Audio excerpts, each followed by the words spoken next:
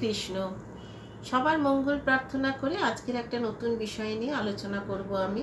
মানে আপনাদের সঙ্গে একটু শেয়ার করব কথাগুলো। সবারই মনের মধ্যে এই ধরনের এই প্রশ্নগুলো আছে। তো আমি আমার ওপিনিয়নটা দিয়ে আপনাদের সঙ্গে আলোচনা করব। অজ্ঞানতিমিরন্ধস্ব জ্ঞানাঞ্জনশলাকয়া চক্ষুरुन्मीलितं येन तस्मै श्रीगुरवे नमः।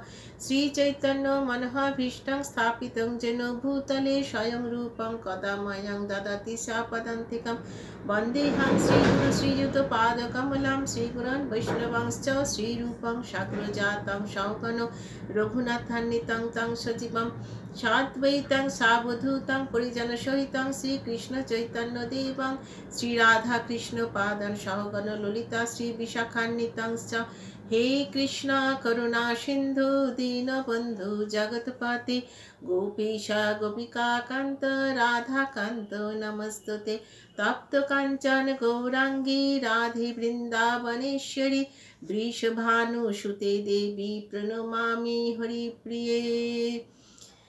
प्रभुपाद की जय, गुरु महाराज की जय, समस्त भक्तबृंद की जय। আজকে বিষয়টা হলো যে ওই যে বললাম সবার মনের মধ্যে থাকে যে ভগবানকে কেন তাকে ভগবান বলবো। আজকাল আমাদের হিন্দু সনাতন ধর্মে অনেক দেবদেবীর পুজো করা হয়, তাদেরকেই সবাই ভগবান বলে। কিন্তু একটা জিনিস মনে রাখবেন যে একটা স্কুলের যেমন একজনই হেডমাস্টার বা হেডমিস্ট্রেস হয়, কলেজের একজনই প্রিন্সিপাল হয়, তেমনি ভগবান একজনই হয়। ভগবান দুজন হতে পারে না, অধিক ভগবান হয় না।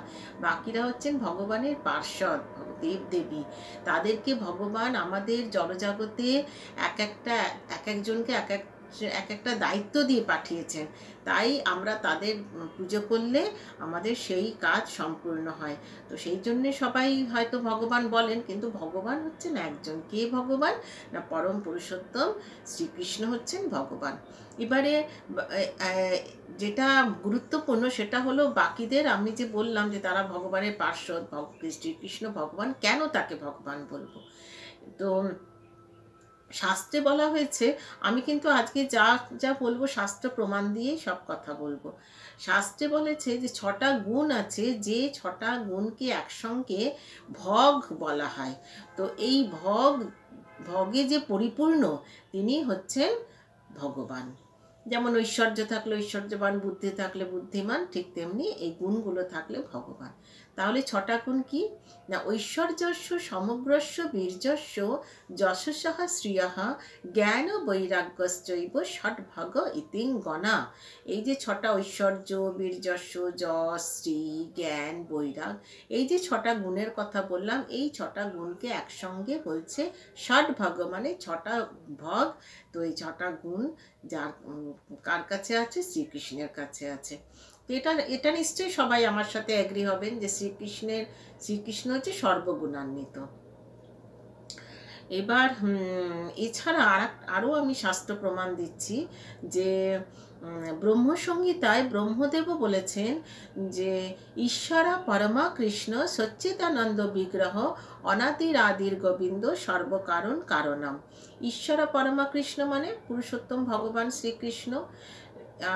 ঈশ্বরা পরমা কৃষ্ণ সচ্চিদানন্দ বিগ্রহ মানে হচ্ছে তিনি নিত্য জ্ঞানময়, আনন্দময়। অনাদির আদির গোবিন্দ মানে তার কোনো আদি নেই। এবং সর্বকারণ কারণম হচ্ছে তিনি সব কারণের পরম কারণ। তাহলে তিনি ব্রহ্মা বলেছেন যখন, তখন হচ্ছেন শ্রীকৃষ্ণ ভগবান। আবার শ্রীমদ্ ভাগবতে শ্রী ব্যাসদেব বলেছেন যে এতে চাংশ কলা পুংস কৃষ্ণস্তু ভগবান স্বয়ং ইন্দ্রারি ব্যাকুলং লোকং মৃড়ায়ন্তি যুগে যুগে। তো যখন সব দেবদেবীরা বলছেন ভগবান শ্রীকৃষ্ণ এবং তার পার্শ্ব যত আচার্য বর্গ সবাই, আমাদের যত পূর্ব আচার্য বর্গণ আছেন সবাই বলছেন কৃষ্ণ হচ্ছেন ভগবান। তাই কৃষ্ণ শেষে বলেছেন yes, I am the god. তো এবারে তো আমি সব শাস্ত্র প্রমাণ দিয়ে বলে গেলাম যে কেন কৃষ্ণ ভগবান। তো এবার আমি বলছি নেক্সট প্রশ্ন হলো, গুরু ধারণ কেন করব? এরকম চারপাশে সবাই বলছে যে গুরু ধারণ করার দরকার কি, গুরু ছাড়া তো আমরা ভালোই আছি, আর পিতামাতাই তো হচ্ছেন আমাদের সবচেয়ে একজন, সবচেয়ে ওপরে গুরু। ঠিক, একদম রাইট। কেননা জননী জন্মভূমিশ্চ স্বর্গাদপি গরীয়সী, পিতা ধর্ম পিতা স্বর্গ, সব কিছুই ঠিক। তিনি আমাদের পৃথিবীতে আলো দেখিয়েছেন, তিনি আমাদের ভরণ পোষণের দায়িত্ব নিয়েছেন, সঠিক বেঠিক লাইন চিনতে শিখিয়েছেন। কিন্তু সেটা তো এক এক জন্মে, এই জন্মে আমরা যে মা বাবাকে পেয়েছি গুরু হিসাবে, এর আগের জন্মে তো তাদেরকে পাইনি, তার আগের জন্মে তাদেরকে পাইনি। তো বারবার এই যে গুরু আমরা পেয়েছি পিতামাতাকে, কিন্তু এর জন্য তো আমরা উদ্ধার পাচ্ছি না, আমাদের বারবার বিচরণ করতে হচ্ছে। যে 84 কোটি জনই আমাদের বারবার কোনো না কোনো জীব নিয়ে আমাদের জন্ম নিতে হচ্ছে।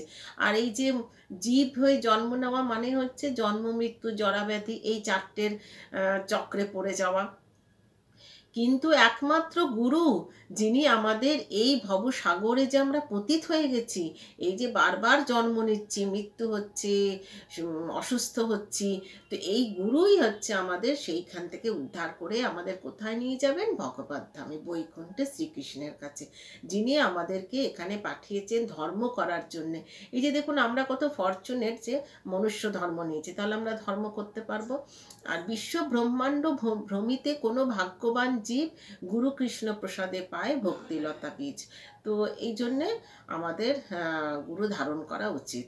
কারণ আমাদের দেখুন অনেক নৌকো করে আমরা সাগর নদী পার হই, কিন্তু এই যে ভবসাগর থেকে পার হবার জন্যে আমাদের এই হরিনামের নৌকো নিতে হবে, আর তার কাণ্ডারিকে গুরুদেব।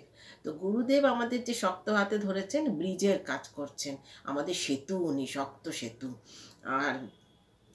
আর একটা হচ্ছে শ্রী চৈতন্য চরিতামৃতে বলা আছে, গুরু কৃষ্ণ রূপ হয় শাস্ত্রের প্রমাণে, গুরুরূপে কৃষ্ণ কৃপা করেন ভক্তগণে। তাহলে বুঝতে পারছেন যে এখানেও প্রমাণ আছে।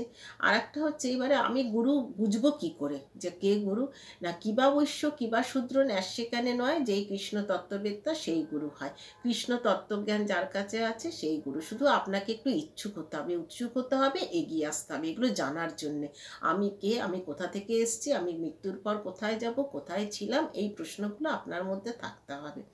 আর একটা হচ্ছে, আমি এর আগের ভিডিওতে বলেছিলাম যে যে 6টা বেগ দমন করতে পারে, মানে হচ্ছে বাচ বেগম, মানসা ক্রোধ বেগম, জিহ্বা বেগম, উদরোপস্থ বেগম, এই 6টা বেগ যে দমন করতে পারবে নিঃস্বার্থ হয়ে, কঠিন সাধনা করে, তিনি হচ্ছেন গুরুদেব।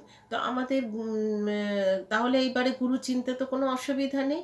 তাহলে এবারে আসুন, সব কিছু আমি বলে দিলাম শাস্ত্র প্রমাণ দিয়ে, ভগবানকে কেন তাকে ভগবান বলা হয়, আর গুরুর দায়িত্ব কি, কেন আমরা গুরু ধারণ করব। গুরু দেখুন আমাদের কৃষ্ণ, যিনি সন্দীপনী মুনিকে গুরু হিসেবে ধারণ করেছিলেন, শ্রীরামচন্দ্র বশিষ্ঠ মুনিকে গুরু হিসেবে ধারণ করেছিলেন, এবং কলিযুগে শ্রী চৈতন্য মহাপ্রভু ঈশ্বরপুরীকে গুরু হিসেবে ধারণ করেছিলেন। তারা বারবার আমাদেরকে শিখিয়ে গেছেন, দেখিয়ে গেছেন যে গুরু ধারণ না করলে আমরা এই জড় জগৎ থেকে আসক্তি রহিত হতে পারবো না। কেউ আমাদেরকে নিয়ে যেতেই, কাউকে আসতেই হবে আমাদেরকে ভবসাগর থেকে পার করে নিয়ে যাবার জন্যে। তাহলে আমি কতটা আপনাদের বোঝাতে পারলাম, আপনারা একটুখানি লাইক আর সাবস্ক্রাইব করে একটু বলে দেবেন। আর এই ভালো জিনিসটা শেয়ার করতে নিশ্চয়ই কারোর হেজিটেশন হবার কথা নয়, কারণ ভালো জিনিস যত শেয়ার করবেন তত দেখবেন ভালো লাগবে, আপনিও ভালো পথে এগোতে দেখবেন তখন চলে গেছি। নিজের মধ্যে অজান্তে আপনার মধ্যে এক পরিবর্তন এসে গেছে।